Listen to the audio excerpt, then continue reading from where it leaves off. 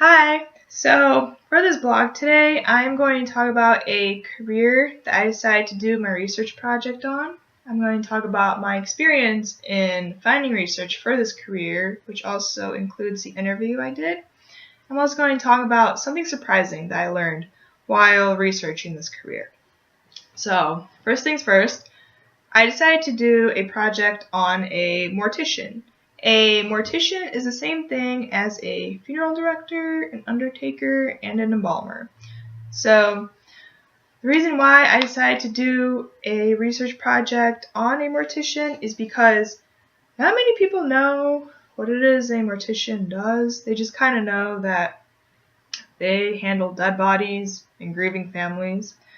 And also when we did the whole class survey, most people put 1s and 2s because they didn't really know what a mortician did.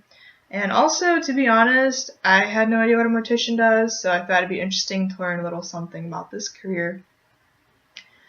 Now, a mortician, to start off, is someone who pretty much handles all the arrangements of a funeral.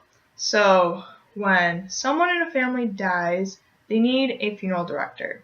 Now, this funeral director, aka mortician, will meet with the family and they'll discuss burial plans. So what can go into these burial plans is whether or not the family decides to just bury the person. That will include having a casket and the process of embalming. But they can also choose to do cremation, which will also have to do with the process of choosing an urn and a site to scatter their loved one's ashes. So a funeral director takes care of all that stuff, and he also discusses services with the church and the cemetery and what's going to happen at what time, and he even does all the nitty-gritty such as flower arrangements, locations, and all that stuff. So a mortician needs to have really good interpersonal communication skills because he or she has to stay calm. They have to handle grieving people, and as we know, it's really hard if someone experiences a loss. So that's why a mortician usually needs to be there for everybody, just take care of the whole grieving process, burial process as quickly and as painlessly as possible.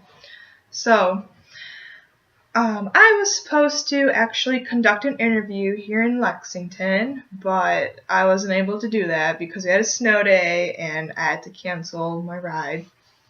So luckily, I got really lucky because my boyfriend's dad actually knew a guy who works as a funeral director over in Louisville. So I got the opportunity to do an interview on him, which I'm so grateful for. So it was kind of last minute, but it worked out all right. I was not able to observe him at work because he said that's due to health violations and just personal safety. However, he did do a very good job in explaining to me exactly what happens when someone is going to be embalmed or buried. So that was really helpful. So the man I talked to, or did an interview with, was Mr.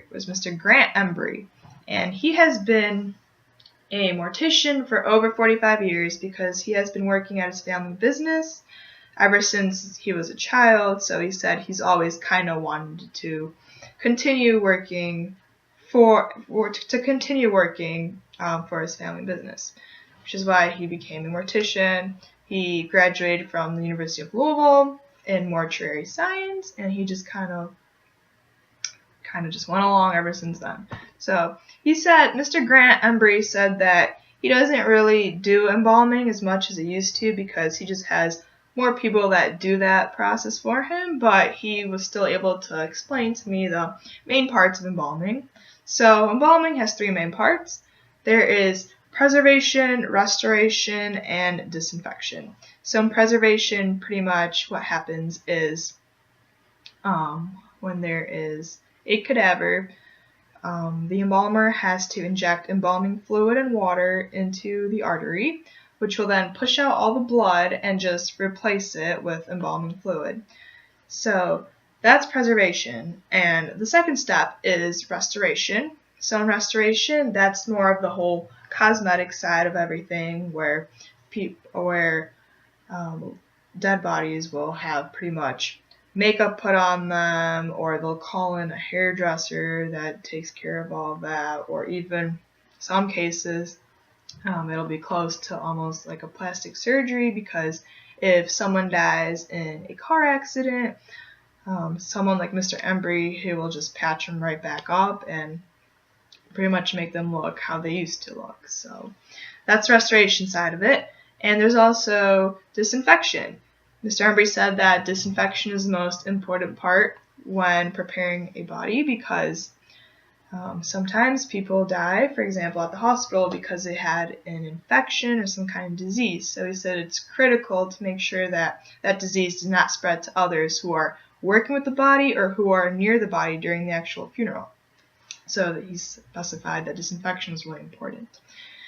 And so a stereotype about funeral directors and morticians is that those people are really kind of shut in. All they really enjoy talking about is death, and that they're just dark, scary people.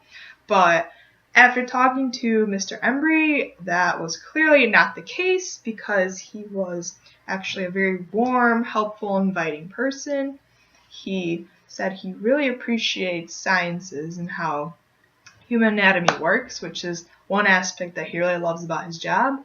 And he also said that the best part about his job is that he gets to help those who are in need, and that who are just like having one of the worst times of their lives when they lose someone. So he says he really likes being there for them to help them out in that really heartbreaking time.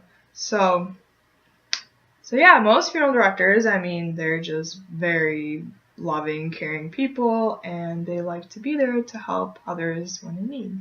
So yeah, and now I'm going to start my actual project. So thanks for listening.